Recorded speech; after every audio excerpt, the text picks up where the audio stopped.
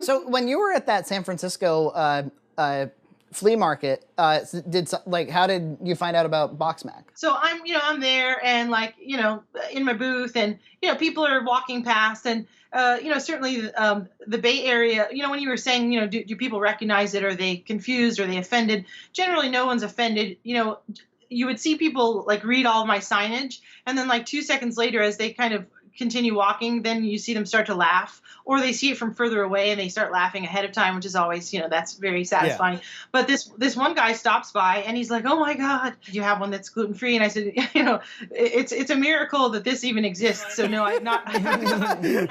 But so he starts telling me about, "Oh my God, there's this show on YouTube." He's like, "I love it." He's basically obsessed with you guys. And he's like, "It's called BoxMac." And I said, I don't watch a lot of YouTube. And I'm like, "I've never heard of it. I have no, totally clueless. This is my first foray into this." And so he's like, "You've got to submit the product." And I was like, "Oh, okay. Thanks so much for the rec. I really appreciate you telling me." And then I took a look at your website and the videos, and I thought, these guys are serious about the reviews. And I'm like, I'm confident that this is a really delicious product. And to be purely honest, I did not grow up eating mac and cheese out of a box, and my mom did not make it that often. When I see that you guys are like serious about it, I'm like, well, what if they don't like it? I can't afford a bad critique.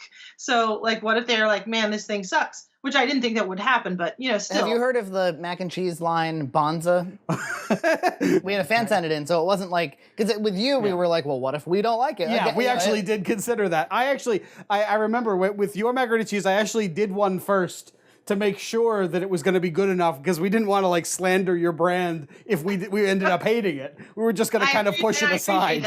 But with Bonza, it was just another mac and cheese to us, and we tried it, and there were some things we liked about it and some things we didn't. Yeah. But the guy who is in like Forbes top 100 new entrepreneurs, and he's got Bonza in retail all over the place. The dude reached out and was like, "I'm really going to have to look into why it boiled up that way, and really appreciate your comments about the box." And he was like super nice. And so now like I want to try his brand again, and I'd love to do an interview like this with him at some point. Yeah. That's really cool that he followed up with you guys. That's awesome. Yeah. Super nice guy. You're talking to guys who have eaten now hundreds of varieties of mac and cheese from around the world.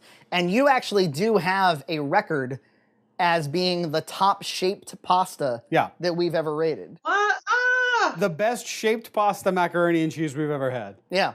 Wow. That manufacturer makes it. Well, as a product, between the cheese and the pasta, it is our #1 shaped pasta mac.